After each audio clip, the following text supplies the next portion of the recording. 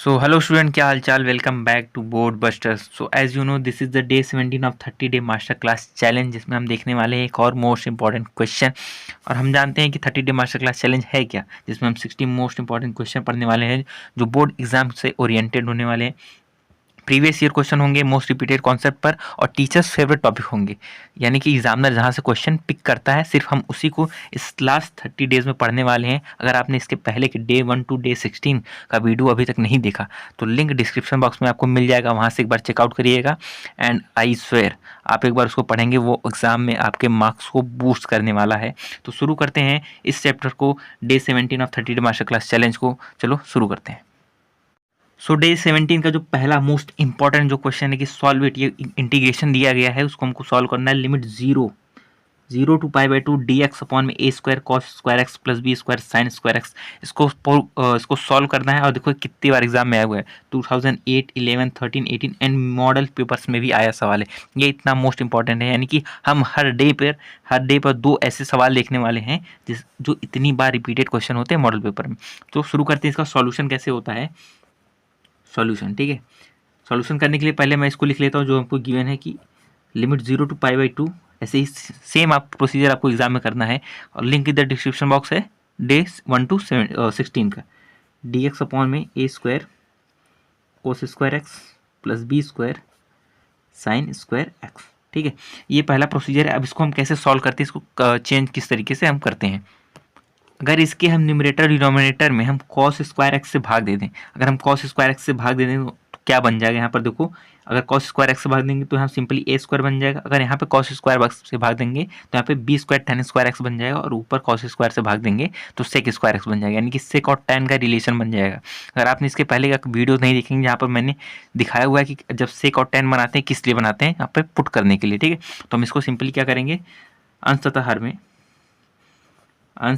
हर में कोस square x से भाग देने पर, मतलब न्यूमरेटर एंड डिनोमिनेटर को कॉस स्क्वायर एक्स से डिवाइड कर देंगे। कैसे करेंगे, ध्यान देना।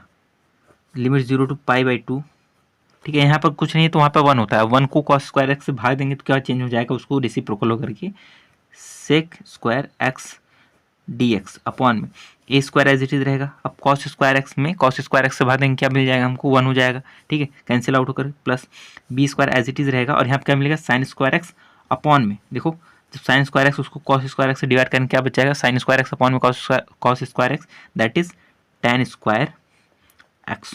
समझ में आया। अब देखो सेक और टेन का रिलेशन हमको एज इट इज मिल गया, तो हम क्या पुट करेंगे, देखो put b tan x is equal to t. क्यों पुट कर रहे हैं, देखो नीचे का डिफरेंशिएशन ऊपर मिल जाएगा तो हम इजीली सॉल्व कर पाएंगे। तो हम इसको क्या करेंगे, दोनों साइड डिफरेंशिएट कर देंगे। अब दोनों साइड हम क्या करेंगे, डिफरेंशिएट करेंगे, और जो बी होता है वो कांस्टेंट वैल्यू वो तो एज इट इज रहेगा। टेन एक्स का डिफरेंशिएशन क्या होता है, sec square x d x, and इसका डिफरेंशिएशन डी टी, ठीक है।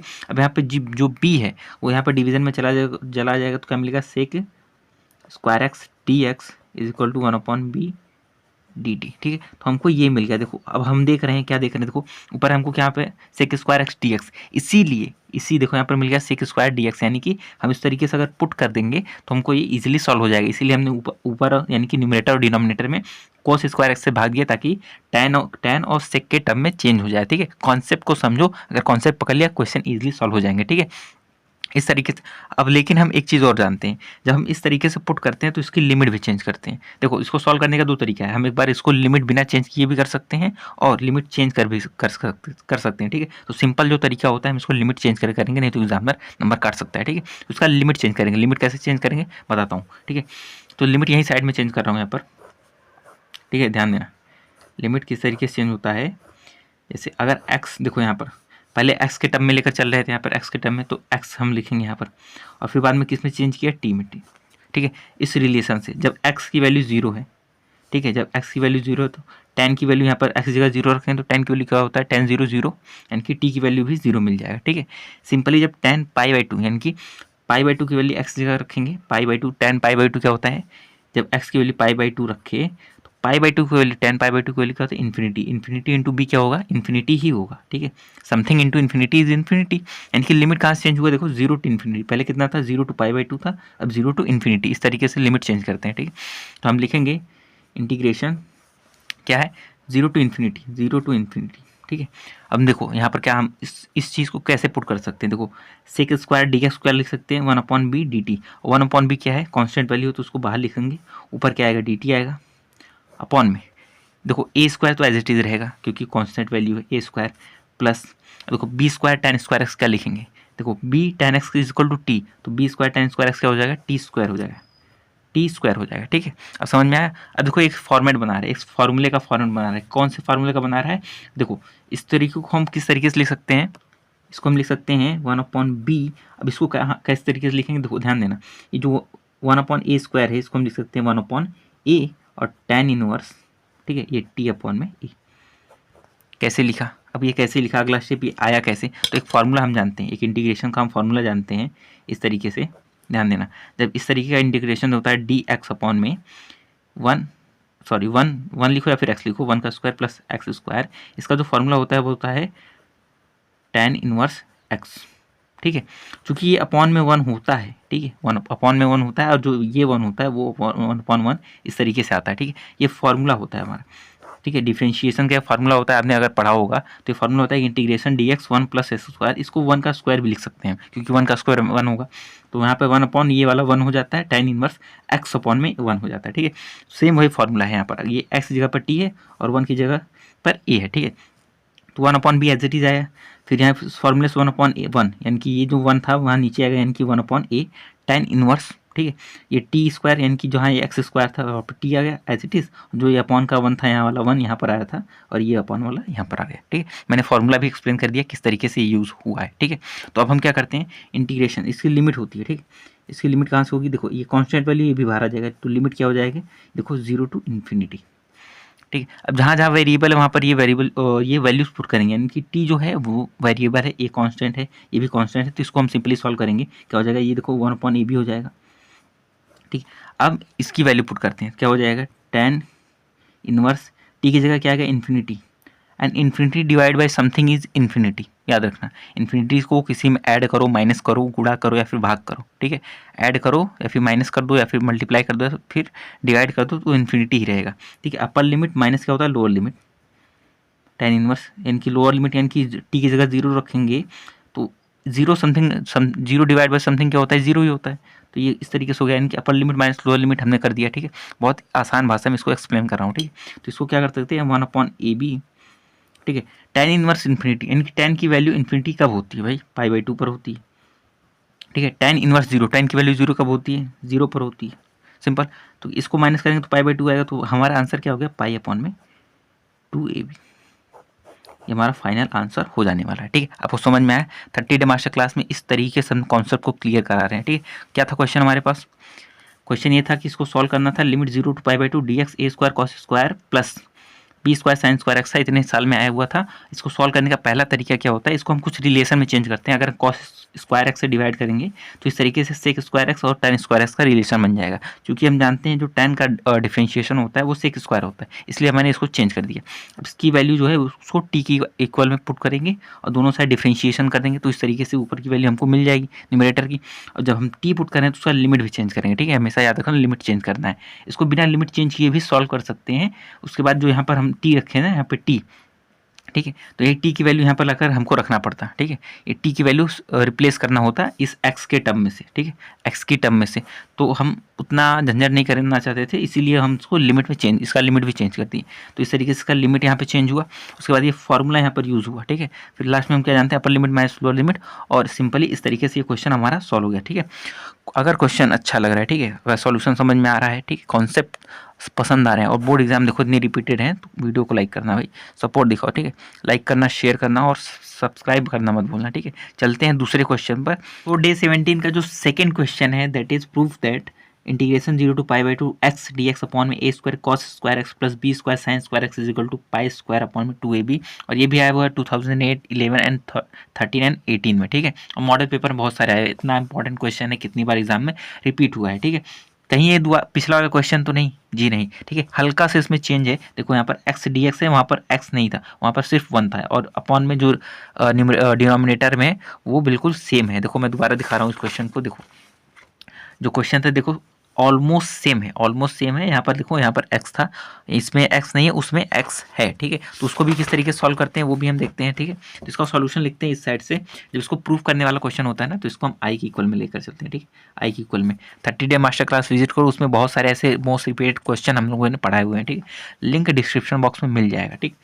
तो हमने इसका पहले इसको हम लिख लेते हैं 0 to pi x d x upon क्या है a square cos square x plus b square sine square x, ठीक है। ये क्वेश्चन हमको गिवन है। अब हम क्या करते हैं, देखो ऊपर का वेरिएबल हम हटा देंगे, बाकी अगर जैसे ही ऊपर का वेरिएबल हटा, आगे का सॉल्व करना हमको पता है किस तरीके से सॉल्व करना है, सेक और tan में चेंज करना है, यानी कि ऊपर का हमको x बस हटाना है, क्योंकि यहाँ पर अगर हम अभी चेंज करेंगे तो देखो एक वेरिएबल ऊपर रह जाएगा, तो डिफरेंशिएशन मिलना नहीं है, ठीक है। तो इस तरीके से हम पहले इसको पुट करेंगे। क्या हम जानते हैं, एक प्रगुण यानी कि प्रॉपर्टी, देखो प्रॉपर्टी लगाते हैं। प्रॉपर्टी क्या होती है, हम जानते हैं एक प्रॉपर्टी इस तरीके होती है, a to b f of x d x, इस तरीके से कोई फंक्शन का इंटीग्रेशन होता है। प्रॉपर्टी क्या होती है, F of upper limit plus lower limit minus ये अंदर का एक्स, ठीक है, डी एक्स। इस प्रॉपर्टी से हम सॉल्व करेंगे। एग्जाम में ये नहीं लिखना है कि प्रगुण 1 से प्रगुण 2 से या फिर प्रॉपर्टी 1 प्रॉपर्टी 2, ऐसे नहीं करना है, हमको वो शो करना पड़ेगा ताकि एग्जामिनर को पता चले कि हाँ एग्जैक्ट यही प्रॉपर्टी हमने यूज़ किया है, नहीं तो नंबर कट जाते हैं वहाँ पर भी, ठीक है। स्टेप मार्किंग के भी मार्क्स होते हैं, इसलिए मैं हर स्टेप में आपको एक्सप्लेन करते चल रहा हूँ कौन सा स्टेप लिखना है कौन सा नहीं, ये मोस्ट इंपॉर्टेंट होता है। बहुत सारे लड़के यहाँ पर गड़बड़ी कर जाते हैं और नहीं लिखते, लेकिन आपको लिखना ही है, ठीक है। तो हम ये यूज़ करेंगे, ठीक है, upper limit plus lower limit वाला, ठीक है। तो यहाँ पर क्या मिल जाएगा, आई लिमिट क्या हो जाएगा 0 to पाई, ठीक है।